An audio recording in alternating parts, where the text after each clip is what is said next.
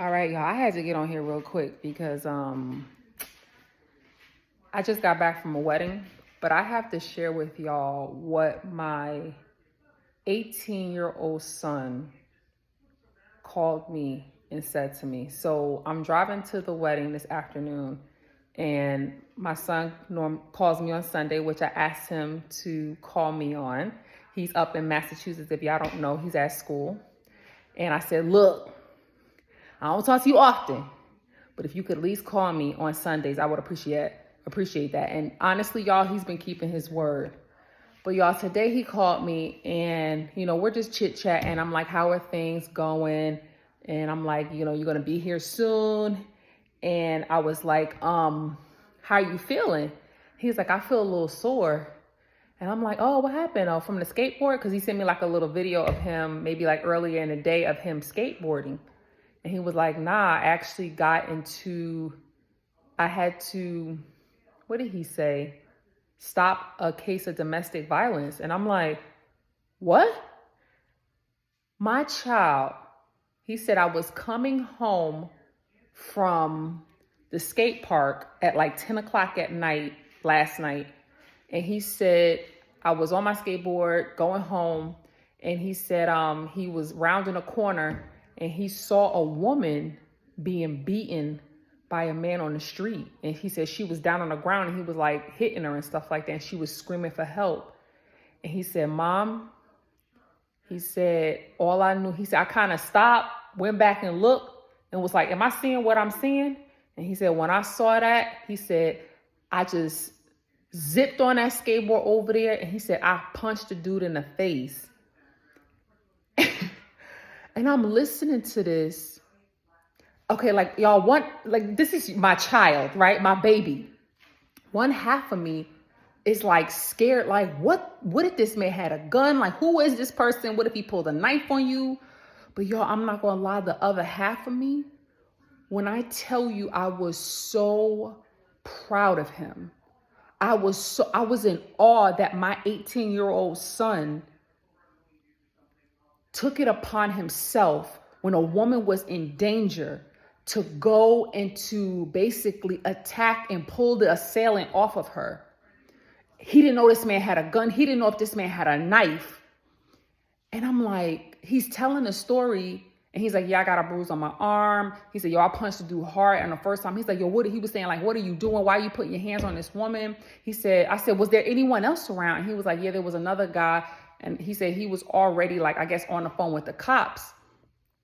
And I had to let my son know, I said, I am proud of you. I said, I'm not going to lie. It scares me to hear you talk about it because I'm like, oh my God, my baby. You know what I'm saying? Like, what if somebody had a knife? What if somebody tried to really harm him? What if the situation just turned into a disaster?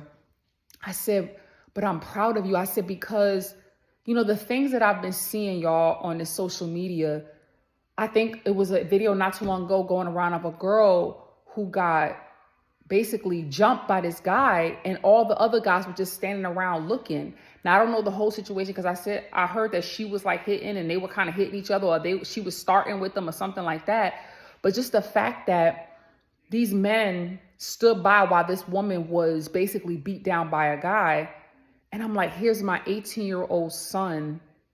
Like, he didn't think about his life. He didn't think about his safety. All he knew was a woman was in trouble and a woman was crying out for help. And he immediately took off and attacked this dude and to pull him off of her. He said the cops came and he said, they let me go and everything like that. He said, but I felt I couldn't just let her get beat like that. And I'm just so proud of him.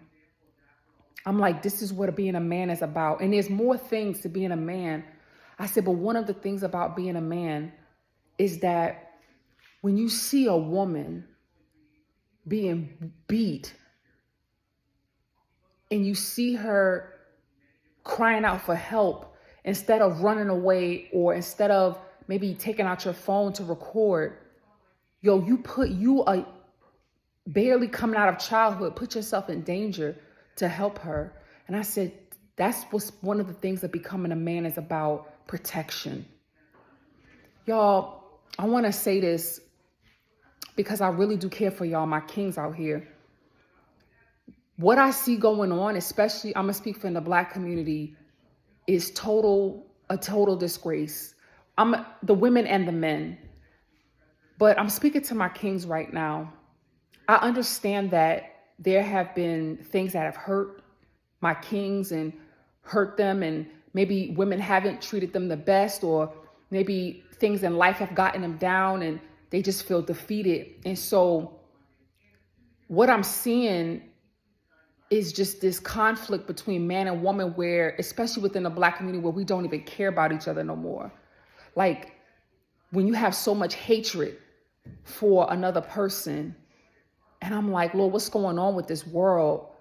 Men and women, we as women and men are supposed to be united. We're supposed to be a front, a solid front, and yet the enemy got us divided, hating each other and beating each other and wanting revenge on the other, wanting to hurt the other, the woman trying to get the man money, the man trying to get over on the woman, everybody trying to get over on everybody.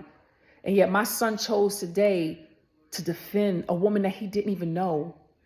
And I'm so proud of him, because he doesn't, honestly, if truth be told, he don't have a male figure that he can look up to, and somebody that he can say that's in his life steadily, that they're showing him how to be a man. And so now he's out in college. And let me tell you something. I prayed because I felt the Lord say, let him go to college out there. He said, I'm going to teach him and mature him and teach him how to be a man out there. And I let him go, and I see God's work in his life. And I'm just, one piece of me, the mother bear piece of me is scared, because it's like, oh my God, you could have been in danger. You could have been killed. But then the other piece of me, I said, God, do it. God, make him into the man that I know that he's supposed to be.